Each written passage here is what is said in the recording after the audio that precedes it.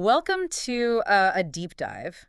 One that I think is going to take us well beyond the unbearable lightness of being, straight into the mind of Milan Kundera. Yeah. Today we're cracking open his The Art of the Novel. Oh, yeah. And not necessarily to learn how to write fiction, but to understand what makes novels tick. Right. What they reveal about us and about the world. It's Kundera reflecting on his craft, Yeah. on what the novel as a form is uniquely capable of doing. Yeah. We've got his thoughts on everything from the legacy of Cervantes to how music shapes his writing. All right, so first things first, what's Kundera's big argument here? Sure. Why should we even care about the art of the novel? Well, he starts by looking way back to Cervantes, Okay. the author of Don Quixote. Mm-hmm. For Kundera, Cervantes is like patient zero for the novel's quest to understand existence. Okay.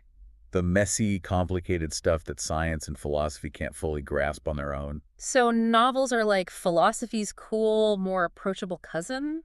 Kind of, but Kundera goes deeper. He thinks our modern world is obsessed with data, with clear-cut answers, and it tends to oversimplify things. Right. Novels, though they thrive in ambiguity. Okay. They revel in the gray areas, the uncertainties of being human. Which, let's face it, is most of life, right? Yeah. No easy answers. Yeah. But how does this embracing the gray areas actually play out in the novels he talks about? Well, Kundera traces how the very idea of the self has evolved in novels. Okay. Think of early novels, all swashbuckling adventures and grand gestures. Right. Those defined characters by what they did. Okay. But later novels, they dove into characters' inner lives, the psychology, the doubts, the dreams. It becomes about who they are. So a shift from outward action to inward reflection. Exactly. But here's the paradox Kundera highlights. Okay. The more we analyze the self, the more slippery it becomes. Right. He points to Kafka, where external forces, like the absurd bureaucracy in the trial, Yeah. basically suffocate any freedom to define oneself through action. It's like the system defines you, not the other way around. I can see where this is going, that feeling of being trapped like a cog in a machine. Right, and Kundera links this to history, Okay. especially the world wars. Events like that magnify this sense of life as a trap, where individuals are tossed around by forces beyond their control. Right. It's a feeling that still resonates today, even outside of those specific events. It's like whether it's war or just the daily grind, we're all trying to figure out who we are amidst forces we can't control. And to really drive this point home, Kundera analyzes a trilogy he calls The Sleepwalkers. Okay. Each novel jumps ahead, 15 years, different characters each time, but they're all wrestling with this disintegration of values as the world changes around them. Well, so who are these sleepwalkers and what makes them tick? Well, you've got Pasnow clinging to outdated values like chivalry, a night at a time. Okay. Then there's Esch, totally lost in a world without clear moral guidelines. Okay. And finally, Huguenot, who thrives in the chaos, an opportunist adapting to a world without fixed values. Wow. You might recognize aspects of yourself in these characters, especially if you've ever felt torn between clinging to old values or adapting to a rapidly changing world. That's really interesting. It's like they represent different responses to a world in flux. Yeah. And each one is relatable in a way. Yeah. But what's Kundera's main point with these characters? It's not just about their individual struggles. Okay. He's highlighting how personal lives are interwoven with history, how those big historical forces shape our very understanding of ourselves. Yeah. It's like we're all sleepwalking through history trying to figure out where we fit in. Which brings us to a term everyone loves to throw around, Kafka-esque. Right. But what does it really mean in this context? Kundera uses a story about a Czech engineer who gets caught in this bureaucratic nightmare. A simple miscommunication spirals into accusations, paranoia, and ultimately forces the guy to flee his country. Wow. It's that feeling of utter bewilderment and helplessness when the system turns against you. Yeah, we've all had those Kafka-esque encounters with bureaucracy, even if it wasn't quite that dramatic. Right. But how does Kundera define it beyond just a feeling? He breaks it down into 4 key elements. Okay. Labyrinthine power structures, where you never get a straight answer. Okay. Being reduced to a file, a number stripped of your individual identity.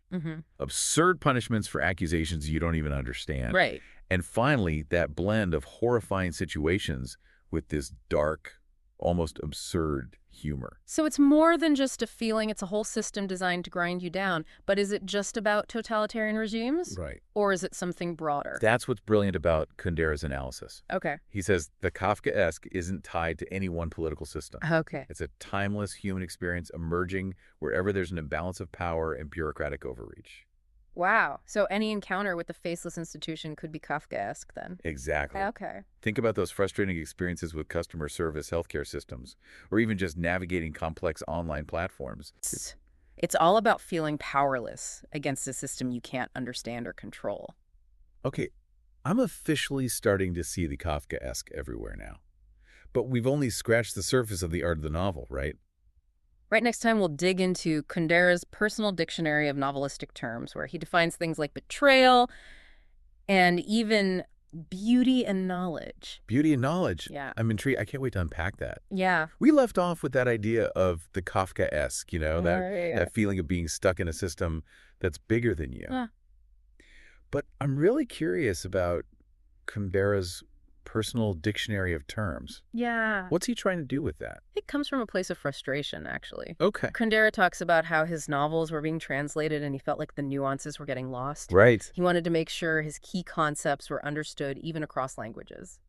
That makes sense, especially for a writer like him, so focused on language and meaning. Yeah. So did he invent a whole new language or something? Not quite. A friend suggested he create a dictionary of terms from his novels, like a cheat sheet to his world. Okay. You've got words you'd expect like betrayal, which he defines as breaking ranks to venture into the unknown. Kind of like striking out on your own path, even if it means defying expectations. That's an interesting take on betrayal. It's not just about hurting someone. Right. It's about choosing a different path, maybe a more authentic one. Right. What other words stand out in this dictionary? There's beauty and knowledge. Which I bet you're still wondering about. Yeah. Definitely. What does that have to do with novels? For Kundera, it's about the novel's ability to reveal beauty in unexpected places. Okay. He uses Kafka as an example, showing how even those depictions of bureaucracy and existential despair can have a strange beauty to them. Right. It's like finding light in the darkness. That's a great point. It's not always about pretty things or happy endings. Right. Sometimes the beauty lies in the struggle, Yeah. in confronting those difficult truths. Exactly. And there's another term that might surprise you. Okay. Central Europe. Central Europe. Kundera defines it very specifically, linking it to the region's history, the mix of cultures, Yeah. the constant struggle to define its identity. I can see how that would be a powerful idea for him, especially given his own experiences living in Czechoslovakia. Right, and he connects it to a universal experience. Okay. That feeling of figuring out who you are amidst all the influences and expectations that surround you. Right. It's that search for identity, for belonging that we all go through. Okay. Now that makes a lot more sense. Yeah. So we've got betrayal, beauty, and knowledge, Central Europe, all these terms pointing towards something bigger. Yeah. Where does Kundera go with all this? He uses it to launch into some pretty big reflections on the wisdom of the novel as an art form. Okay. There's this amazing line where he compares the birth of a novel to God's laughter. Whoa. Okay. That's a lot to unpack. Yeah. What do you think he means by that? I think he's getting at the novel's ability to capture the absurdity of the human condition. Okay. The contradictions, the messiness of it all. Okay. Like the novel sees us in all our flawed glory and finds humor in the struggle. I like that it's not making fun of humanity, Right. but recognizing that there's something inherently funny about our attempts to make sense of the world. Exactly. And he contrasts this with philosophical rationalism. Okay. He thinks philosophers, especially those from the Enlightenment, were too obsessed with logic and need explanations. Right. Novels, on the other hand, embrace the irrational, the emotional, the things that defy easy categorization. So novels are like, yeah, life is messy, get over it. In a way, yes. Oh. He brings up writers like Stern and Rabelais, who are known for their digressive styles. Okay. Full of tangents and interruptions. That's a part of what makes novels so compelling, their willingness to wander off the beaten path. It's like they give us permission to get lost in the journey, Right? not just focus on the destination. Exactly. But there's a warning embedded in all this, too. Okay. Kundera is worried about the rise of kitsch in modern culture. Kitsch, like those velvet Elvis paintings you see at flea markets. Well, that's part of it, but Kundera sees kitsch as a broader aesthetic. Okay.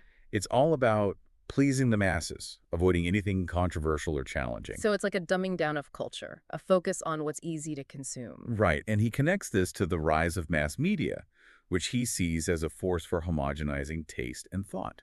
That's a scary thought, everyone thinking the same, liking the same It's a things. real concern for him, and he sees novels as a way to resist that trend, to celebrate individual thought and the power of unique perspectives. So novels are like an antidote to Kish. You could say that they remind us that there's beauty and complexity in grappling with difficult questions and seeing the world through different lenses. Okay, this is getting really interesting. We've gone from Cervantes to the Kafkaesque to Kish. Right. Where do we go from here? Well, in the final part, we'll explore Kundera's ideas about the role of the novelist, the future of the novel, and why he believes Europe and Israel specifically are at the heart of it all. This is a deep dive. I don't want to bring on the final part. We've covered so much ground already, from the legacy of Cervantes to the dangers of kitsch. But I'm really curious about what Kundera has to say about the future of the novel. Where does he see it going in a world that's increasingly dominated by, well, everything but novels? Yeah, it's a good question, and he tackles that head on in the last chapter. Hmm. And it takes place in a kind of surprising setting. Yeah. Jerusalem. Jerusalem. Kundera is giving a speech, receiving a literary award. Interesting. What's the connection to the novel, especially for a writer so associated with Europe? He uses it to make a point about the interconnectedness of cultures. Okay. Kundera argues that even though Israel has its own unique history and location, Mm-hmm. it's deeply connected to European intellectual and artistic traditions. So it's not just about geography, it's about a shared intellectual lineage. Exactly. He sees literature as this bridge between cultures, Yeah. a way to share ideas and experiences that go beyond national borders. And he even goes so far as to call Israel a heart of Europe, pointing to the contributions of Jewish writers and thinkers to European culture. That's a bold statement. It really makes you think about how intertwined our histories are, even across continents. And in this speech, Kundera circles back to the role of the novelist. Okay. He repeats this idea we've been talking about, that a true novelist disappears behind their work. Right. It's not about their ego or fame. It's about pursuing a kind of universal wisdom. It's like the novelist is a conduit, not the main attraction. Exactly. He warns against the writer's ego overshadowing the work itself. Right. He believes the pursuit of fame can actually distract from the deeper purpose of the novel. So what is that deeper purpose in his view? Yeah, What's the novel ultimately trying to achieve? Kundera sees it as a quest for wisdom, a way of wrestling with the complexities and absurdities of human existence. Okay. He believes that the novel allows us to see the world in all its ambiguity and grapple with those big questions that don't have easy answers. It's like holding up a mirror to ourselves, to humanity, warts and all. Exactly. Yeah. And he emphasizes how important the novel's digressive nature is to all of this. Yeah. That willingness to explore tangents, to go down rabbit holes, to wander off the beaten path. It's like how we were saying earlier, novels are okay with getting lost in the details. Right. They don't need everything to be perfectly linear and logical. Right. And Kundera sees that as a vital part of the novel's wisdom by embracing the unexpected, by interrupting the flow. It captures the richness of life in a way that more straightforward forms of thinking can't. It's like the novel teaches us to be comfortable with ambiguity, with not knowing all the answers. Yes, but he doesn't shy away from the challenges facing the novel in our modern world. Right. He acknowledges how hard it is to compete with mass media with shrinking attention spans and the constant demand for instant gratification. It's like we're drowning in information, but it's also surface level. It's hard to slow down and really engage with a complex work of literature. And he sees the rise of kitsch, which we talked about earlier, as another threat. That desire to please the masses, to avoid anything too challenging or controversial. It undermines the novel's ability to provoke, to make us uncomfortable. So how can the novel survive, even thrive in this kind of environment? That's the big question, right? Right. And Kundera's answer is a mix of realism and hope. He believes that as long as there are people who value depth, complexity, and the beauty of language, the novel will find its audience. It's like a call to action, a reminder to not let the noise drown out those quieter, more nuanced voices. Exactly. He's reminding us that the novel is a space for exploration, for challenging norms, for celebrating individual thought. It's a powerful antidote to the forces that want to homogenize our experiences and limit our understanding of the world. Well, this has been an incredible journey through the art of the novel. I feel like I have a whole new perspective on what novels can do, how they can help us understand ourselves and the world around us. Yeah, me too. It's a book that rewards deep thinking and careful reading, and even this deep dive has only scratched the surface of what Kundera offers. So, what's the one thing you hope our listeners take away from this exploration of Kundera's ideas? I hope they'll approach novels with a renewed sense of curiosity and openness, a willingness to get lost in the world the author creates, and to embrace the ambiguities and complexities that make the novel such a powerful and enduring art form. Beautifully said. Thanks for joining us on this deep dive into the mind of Milan Kundera. Until next time, keep exploring, keep questioning, and keep reading.